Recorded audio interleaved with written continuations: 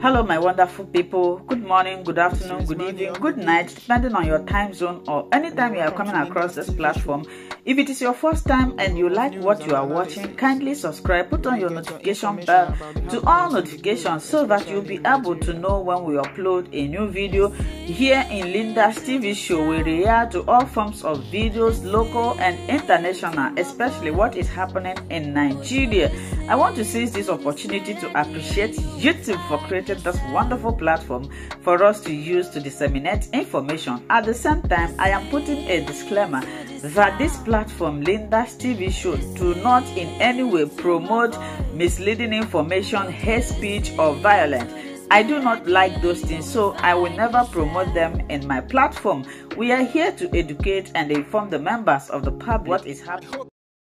Keep quiet when such a thing is going on. No, it's terrible. No, terrible. You're opening my eyes in ways I knew this was going to be eye-opening. I did not realize what is happening.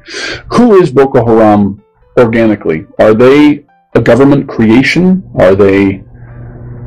Boko Haram is, you need to understand the geopolitics of Nigeria to then start comprehending the concept or the ideology that drives the insanity that is Boko Haram. In the north, you have the areas you call the Mohammedan Emirates of the North. These are people who are predominantly, by ancient culture and tradition, Islamic. They are Hausa, Fulani people. In the west, coming down near Lagos, is you have the Yoruba people, and in the east you have the Biafran people. Now, the Hausa Fulani people, we are told by the British that they have the right to rule in perpetuity Nigeria. The British in 1953 and 57 were involved in a massive fraud to rig the census results. In other words, they skewed the numbers to always favor the Hausa Fulani people that they may remain in power. And the reason for that is that the British is scared that Biafran people, especially the Igbos, are somehow human, that we can think properly.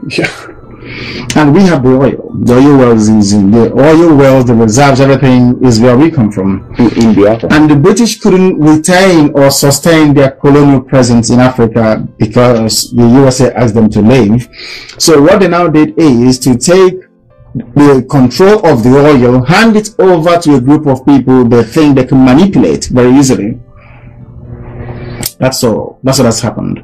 And now they now believe that they have the right to rule. Unfortunately for them, President Goodluck Jonathan, the incumbent, emerged out of circumstances that could maybe be described as somehow mysterious. He came up as the president, and now they don't like it. 3 people funded Boko Haram: the ex-president, head of state Buhari, another ex-head of state Hausa Fulani Islamic person called Babangida, another vice president Atiku Abubakar. They consciously went out to fund Boko Haram because Buhari said after Jonathan won the 2011 elections that I will make the country ungovernable. He said it openly. And they went ahead to do it by killing poor, defenseless Biafran Christians, because they know that Christians around the world will not come to our rescue. They also know that no other people will come to our rescue because they don't want us to emerge as a people. That's a problem. So the British don't want you to emerge as a people. No. Aha. That's a problem. It's a huge problem. Massive. But this time around, whether they like it or not, I'm sure the British didn't want the USA to emerge either. No. Whether they like it or not, we shall emerge. Or everything else there will die. It'll have to. I mean, it's one or the other at this point. One thing has to happen. Either we have Biafra or we all die. There's no going back this time around. There'll be no exile, no running away. That is our land. We've lived there for thousands of years. That's where we were born. That's where we'll die. Are you all willing to go back and be there? At the drop of a heart, yes. Yes. And a heartbeat. We'll go there. And obviously loved ones are there, and they're there. My parents are there. My loved ones are there. Yeah. And it's a land we've been in for thousands of years, and a history, and a rich culture, and a vibrant way of life that has literally been obliterated. Yeah. You go to the book of Leviticus. 80% of what you have in the book of Leviticus occurs where I come from. 80%. 80%. The Levitical law. Everything. It wasn't us. I strongly believe, this is my hypothesis, of course I've not, of course I hold on to it very strongly. As soon as the British discovered in the late 18th century, because the same Hausa Fulani people in Zamfara told them, I think I have the map somewhere in London, that across that river lies what they believe to be part of the lost tribe of Israel. All hell broke loose. There was then a very systematic and deliberate policy to obliterate our history. The British first said that the Igbos don't have any history. First of all, they removed the name Biafra, which was exactly the name they used to go into treaties with us. They use, you see there clearly written, the chiefs of Ishekiri and Biafra. They then quietly took that away to now only take a component of that, one clan alone, which is Igbo. Because in Biafra you have the Idoma, you have the Igbo, you have the Bibio, you have the Efik, you have the Izon people, which they call Ijo, you have the Shekiri, you have the Robo, and some parts of Igala. Wow. These are the 7 people that make up, these are the 7 tribes that make up Biafra land. The British came, then isolated all the rest, those of our cousins around us, and focused their attention on us. But there's one good thing about it, is that in their amalgamation document that they produced in 1904 or thereabout, which I still have, they made reference, the very first time a European is referring to an African race as great. Yes, the man said the great Igbo race across the Niger. And that speaks volumes. And the Niger's the river. The river. And they, so Nigeria is taken from just drawing lines on the map from the river. Of course. Yeah. That's the name. I mean, the name is Nigeria, named after a river. Before that was the Royal Niger Company, which is a British company, right, which by royal charter was running the whole place. And then from there, incrementally, I have all the paperwork. Yeah. They signed. At no time did we give the British the consent to form a country called Nigeria. At no time in our history. I have all the paperwork. We gave them our land to trade. Right. That's all. But they went ahead and gradually decided to form a country. Despised us so much that they handed us over to Hausa Fulani Islamic Caliphate. And now they're killing us and nobody's coming to our rescue, which I think is very sad. If we come to the rescue, how are we coming? We need support from USA, from United States government, from the Christian community in the USA, and more importantly also from the Jewish community in the USA. They did something, in fairness to them, in 1968, 69, 70. The Jewish Congress in the USA did something. They tried to lobby the US government and Congress to do something about Biafra. From these 3 groups, we expect a lot to come from them to pressure the Obama administration to support what we are doing, to make sure that Biafra comes to exist. Biafra is the only natural ally that USA will ever have in Africa. In Africa, yeah. Natural. We are never going to bomb USA. Are we? We can come here to work for you. We're never going to kill you. That's right. number 1. Yeah. We are very, very loyal, hardworking, and friendly people. Go and ask anyone, they will tell you. And I see no reason why a people that believe in the irreducibility of an individual, that believes in liberty, that believes in equality and in freedom, the same creed, the same ideals upon which this very great nation USA was founded upon, why would you not naturally gravitate towards those people? I can't understand it. Right. And if you want to stop the menace of Boko Haram, they should support the creation of Biafra. Absolutely. That's all they need to do. We don't want them to do anything. Just come at the UN or make a press statement in the White House by saying that the people of Biafra, their suffering is intolerable, we may have to revisit the issue of them still belonging to one Nigeria. That's what they need to say. That's all. And it would change. It's done. Yeah. It's a game changer. It's finished. Yeah. Wow.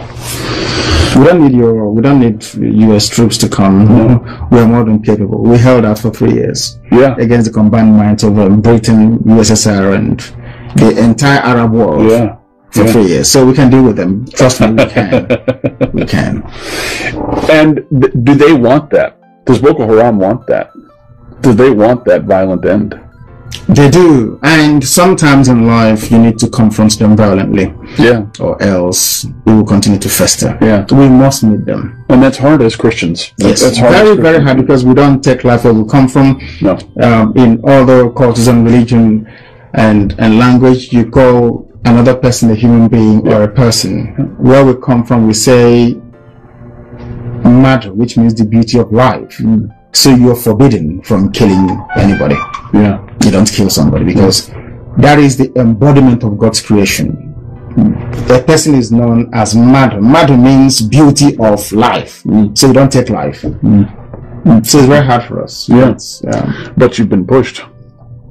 No, we are being killed. Yeah. Killed. Not pushed, killed. Not pushed, we are being killed. Let me ask a couple. Sure. I'll sit down here too.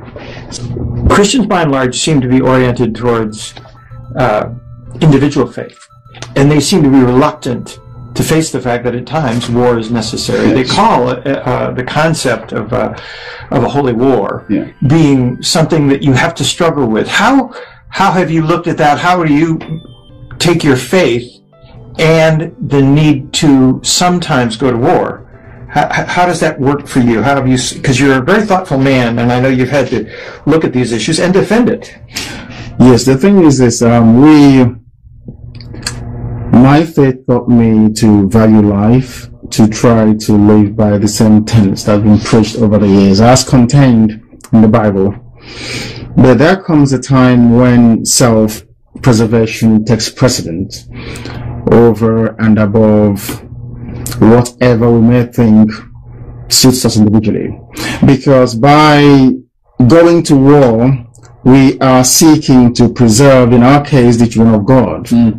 If you do nothing, you become extinct. And there will be no one left to worship God, will there? Where we come from. So the best thing for us to do is to try as much as possible to reason or come to some level of agreement or accommodation with our adversaries, which has failed so far. The only alternative left for us is to go and meet them wherever we can find them.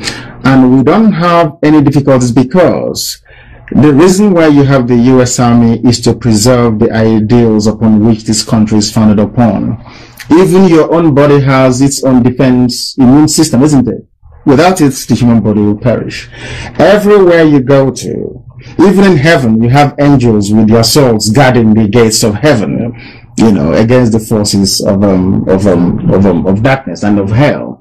So even if you extrapolate the argument and take it away into the natural world, where nature rather than reason obtains, you will still see the same phenomenon and forces at play, that there is need for you to defend yourself. I have another question, and that is, certainly our founding fathers had to struggle with that very issue. Is it related to England? They had a strong faith, different faiths, possibly, but they had to come up with a Declaration of Independence. You are the vocal person that has really brought together Radio Biafra. What are the coalitions you have? Do you find that you have... How would you write your Declaration of Independence? What would be included within that? What are the values? Would there be religious freedom for other people who have a different point of view? Yes, there will be religious freedom. We've had it before. By our very nature, by our name, Biafra means come and join. That's the meaning of it. Yeah. Everybody, including the Sultan of Sokoto, can seek asylum in Biafra. We respect him and will allow him to come in. It's in our nature. That's how we are. From childhood, your thoughts. If your mom is beating you up or whatever, or chastises you a lot, you just run to the next person All you need to do is to hold them very tightly, and your mom or your dad will never touch you. We've always had it. So tolerance is interwoven in our essence, in our being. Freedom, freedom, freedom. In every way you can imagine it. There is a name, there's something we say will come from Onyenachia, means I can never judge you, it's between you and your God. So that tells you. Absolutely. We are the original architects of freedom, and the British will attest to that. We never had any theocracy, no dictatorship, no kings, nothing for thousands of years. We are not about to start now. For the first time, I think America, in the face of ISIS going into Syria and Iraq, has opened our eyes to the reality of the desire for a caliphate. We think of that now in terms of the Middle East, but Africa has been facing that for a long time. Talk to us about a little bit about the mission that the Islamic jihadists have within Africa to control all of Africa. And to dovetail on that, it's because this tolerance and this freedom that Americans feel, that you feel, Boko Haram does not feel. And ISIS does not feel. And as near as I can tell, Islam does not feel. I'm not a judge of Islam. I don't know. I will judge them because you don't live with them. No. I do. Yeah. So I can judge them. Okay. The fact of the matter is this. If you go back to the statements made by the man that brought this virulent form of Islam into Nigeria, made Othman Danfodio, from Othman Danfodio to Ahmadu Bello, the son, and right up until this very moment, there's been one common theme running through everything they have said, their ideology, their philosophy, their thinking, their way of life, which is to propagate violent Islam all the way to the ocean. That's something you must know. That work has continued unabated. Biafra is the only piece of unconquered Islamic territory in West Africa, and they are seeking to take it. They vowed to take Biafra. Is on tape, which we will supply you with, so you can see what these people are saying. When you bomb Afghanistan, when USA bombs Afghanistan, they kill us in Nigeria. When there is a cartoon of Prophet Muhammad, they kill us. Every blessed day we are dying. We live with the reality. The slow march of Islam has been ceaseless from time, encouraged by the British. Encouraged by the British. Whatever they have been. The British government, you may wish to know, has never supported the independence of any Christian country in the world since the beginning of time, but they have always consciously and studiously supported the emergence of an independent Islamic caliphate. Lawrence of Arabia. One of the criticisms that could come your way, or at least questions that could come your way, and that is Biafra does have control of the principal oil within Nigeria, were it to be formed under the present situation. That's correct, yes. That is a major obstacle, I would imagine, for people who are frightened of the fact that if you do gain control, they will lose the opportunity of having access to that. How do you approach, as an independent Biafra, the issues that are around the oil, around criticisms, and the resistance that will happen to your independence on the basis of that resource alone? The resource, we believe in development, which means the oil will have to be sold to our friends and to our partners, and in return, I'm an economist myself, in return we get vital foreign exchange with which, or foreign reserves with which to try and develop other aspects of the economy.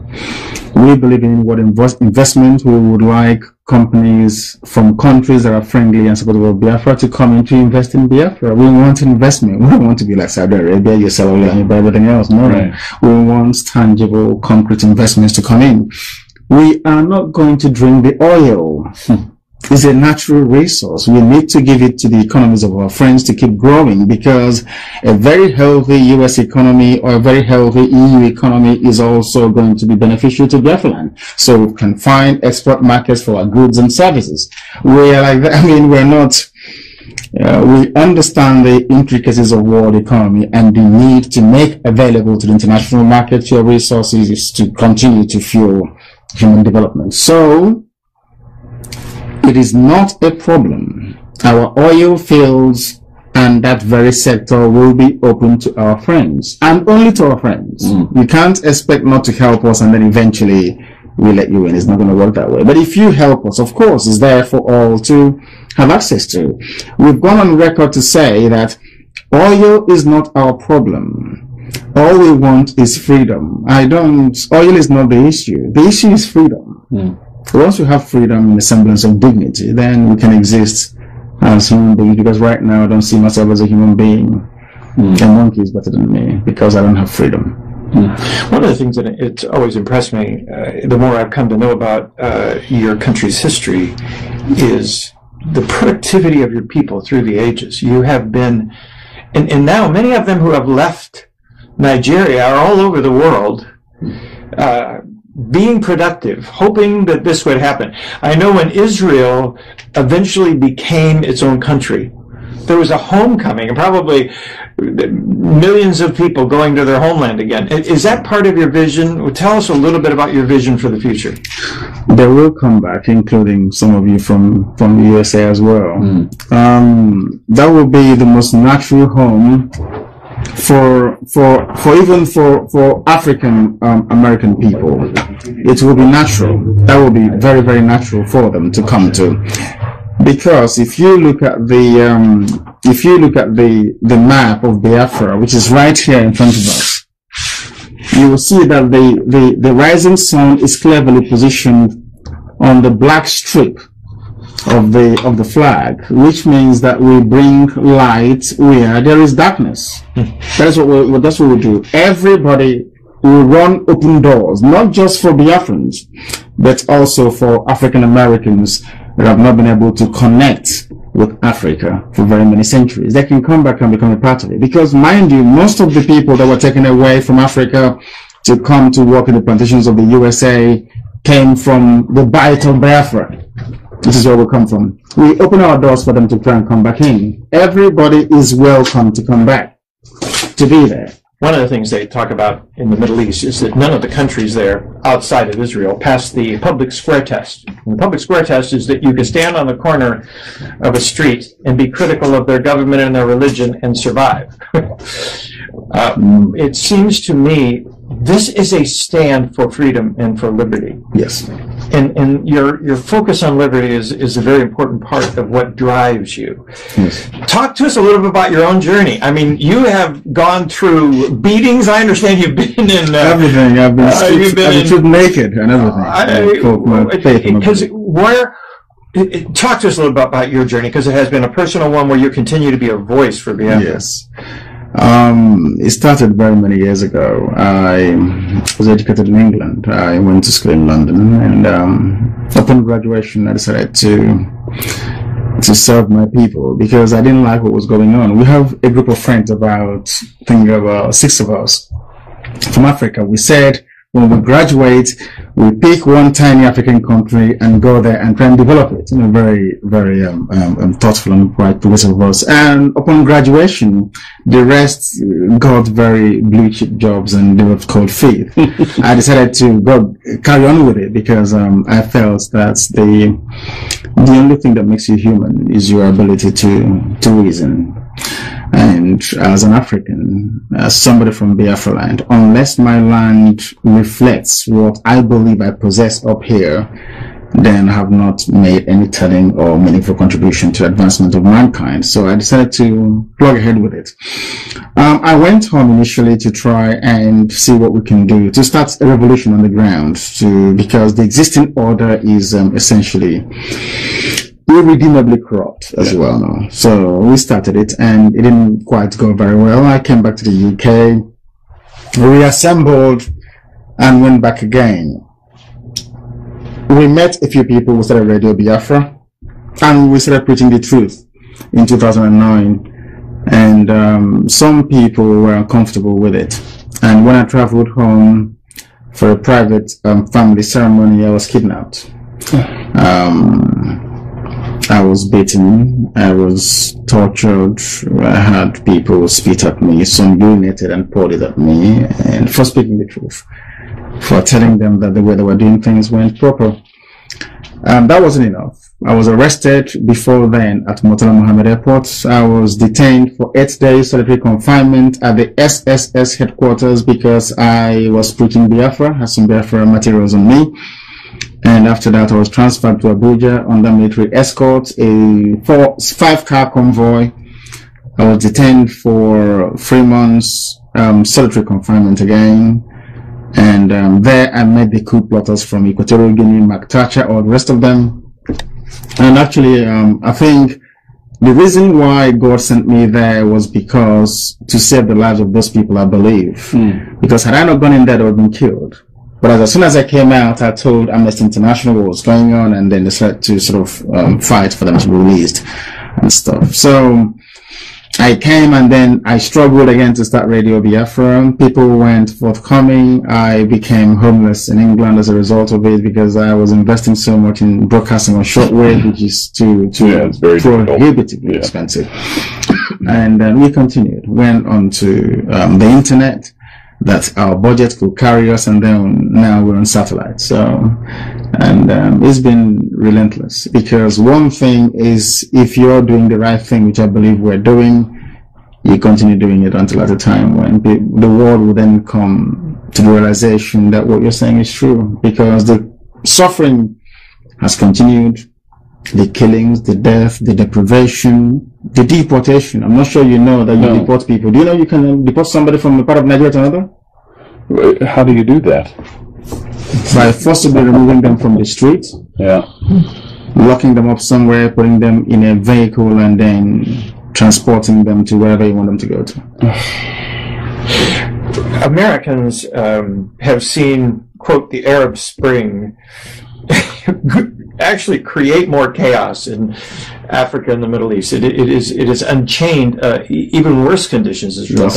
Now you're talking almost like a Christian spring. What's different about your approach? How do you move from talking about it on Radio Biafra to actually having it happen? You mentioned, boy, a couple of statements by the government of the United States would help in the UN, those kinds of things. But tell me, how does that move? What's it different? How's it different? That's what people are waiting for, because people keep asking us all the time, what is the US government stance on what we're agitating for or talking about? What is the UN saying? That's what I want to hear. Right. What does America think? And the UN. So for us, that is the trigger, that is the catalyst that will solve a lot of problems. And the world must be able to rise up and be very mature about it, to say to themselves that in Africa, actually, we do have human beings who can reason properly and not try to be as condescending as they've been all this while, or to... For years. I mean, there seems to be this very funny thing that self-awareness of criticism works in the West, but you, as a black person from Africa, you're not allowed to criticize yourself or something. I don't believe in that. I believe in being self-critical. If I've done something wrong, I believe in appraising myself. How we're going to do it is very simple.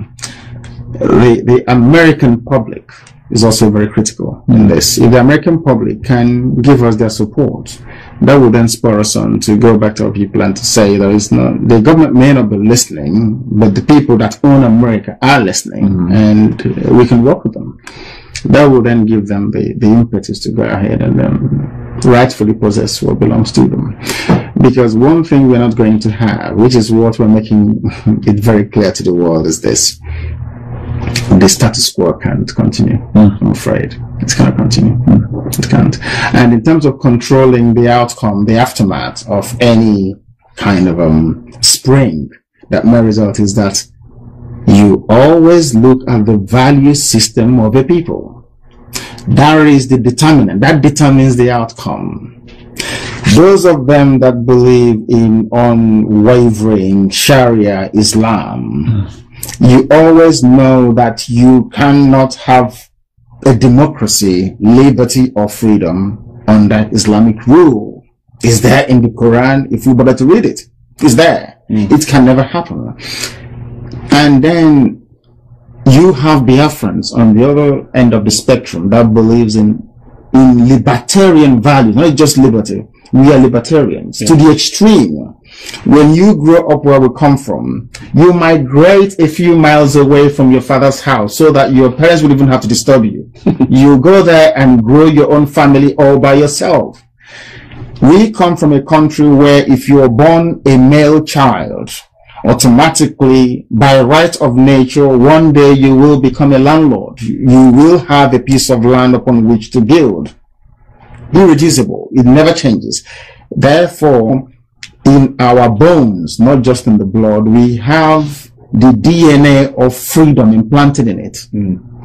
All these things changed, and we're trying to go back to it. So we can never, the excesses of what happens when you have a new African country won't apply in our case, because frankly we're not like them. Right. Can never be. Yeah. We are different. And doing so, as you say, is part of what Americans, what Westerners would refer to as seed planting, as putting a Christian, economically cooperative people in a place where we've really not had that. Exactly. And not only that, you know, I travel across the stretch of Africa. I travel from Gabon all the way to Gambia. Oh my. All the time.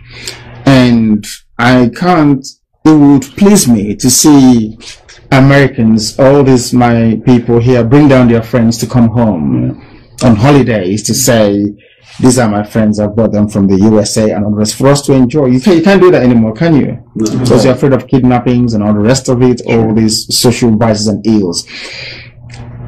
The best thing that America can ever do in terms of its foreign policy is to support the emergence of Biafra. Ever.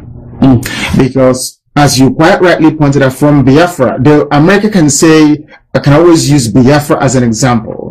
The same way that Israel is used as an example in the Middle East. Isn't it very funny that Israel is the only democracy in the Middle East where you can vote, you can actually stand on the street corner and criticize anybody you like. Including the Israelis. And nothing happens to you. Right. Nothing. I said to people that criticism can only make you get better. It won't kill you.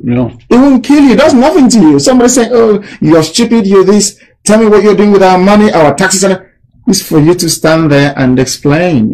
That is why we run Radio Biafra the way we do, so that when we graduate from here into proper governance, by the grace of God, you can be able to stand up and defend your record before the people. That is how America became the strongest country in the world. Not by doing things in the secret. I said this is something I used to say to them all the time. Never be afraid of openness. After all, the greatest country in the world does all their inquiries in the open. Is it the Iraq gate? Is it the Watergate issue? Everything is in the open. Did it weaken the presidency? The answer is no, it made them stronger. If you had one more thing to say to the people, either on video or in reports, or what would you want to say to Americans here who do value freedom, and I will want to hear what you have to say. To those Americans here that value freedom and believe in it, it is also their duty to protect freedom wherever they can, to protect people defending the ideals upon which the USA is founded upon. Very, very critical. It is no use saying I'm an American, things works here for me, because in a not too distant future we work anymore. You can't travel to London because ISIS will be there. I can show you. Now, it is the duty of America. I mean, the world is at a crossroads right now. As I said earlier during my opening statement, the battle between good and evil, light versus darkness. So it is either you stand in faith with what you know to be correct, than for you to be cowed by, I cannot put it, by what you perceive to be the overwhelming preponderance of the forces of darkness. And because of that, you cower into a corner because they're going to come after you. The disease in your body, if you leave it, it keeps festering. You must confront it. London was a revelation to me for that very reason. More Islamic people than I had ever experienced in one place, including all over Austria, Hungary, where I was, and there were some there, but London was and there was a protest the day that we were there, and we were walking by Westminster Abbey, and the protest was gigantic, and it was Gazans protesting against Israel, and they were being protected by the UK police, and as is their right to free speech. But one of the signs read "Britain accomplice to murder," and it didn't dawn on me until what you've just said how ironically true that statement is. But it's true. What they have supported will come to bite them. That's what I tell them all the time, that the British made a monumental mistake by supporting the death of 3.5 million of my people. The worst mistake ever made. They will come after them and they'll kill them. You mark my words somewhere. The British Isles will be overrun by Islam. Yeah. Because they are there already.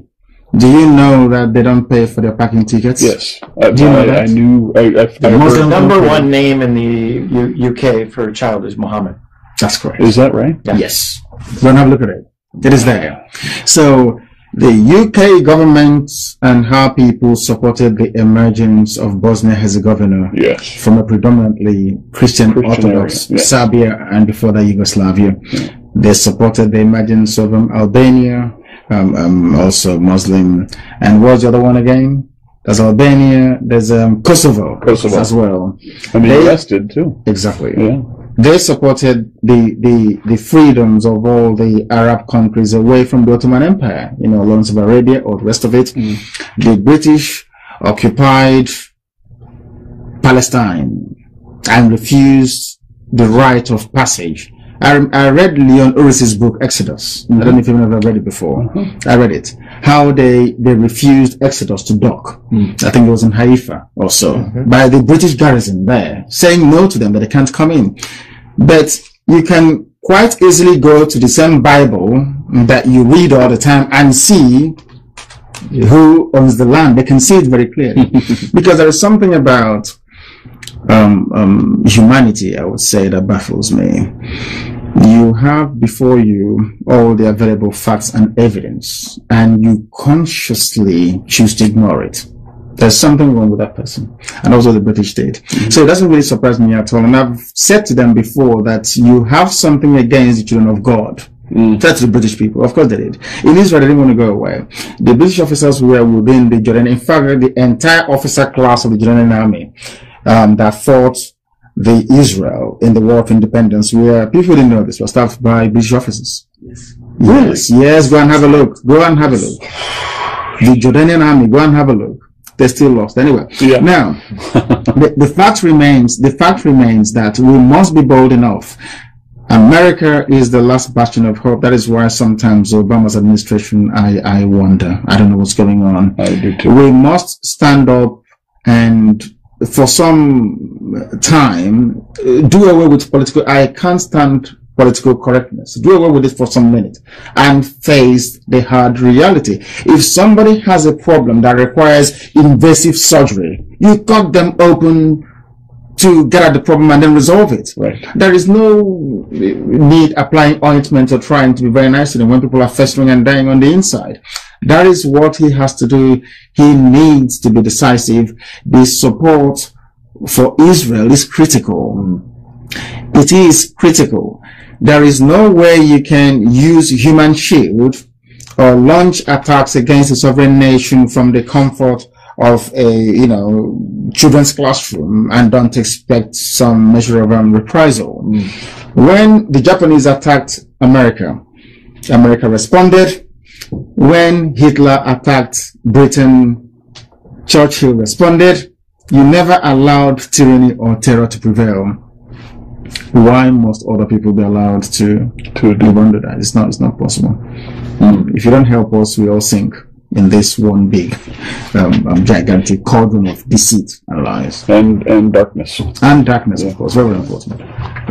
Thank you. Thank you very much. Thank you. What an eye-opening experience. Thank you.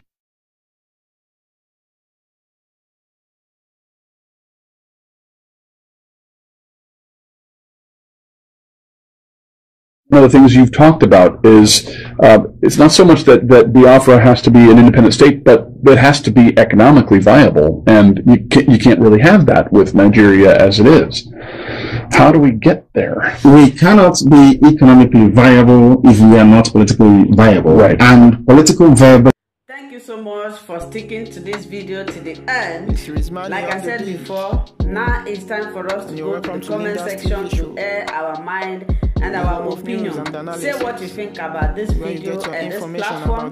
Do it constructively. Share this video, like, subscribe, and also continue to watch Linda's TV show, because this is the home of news.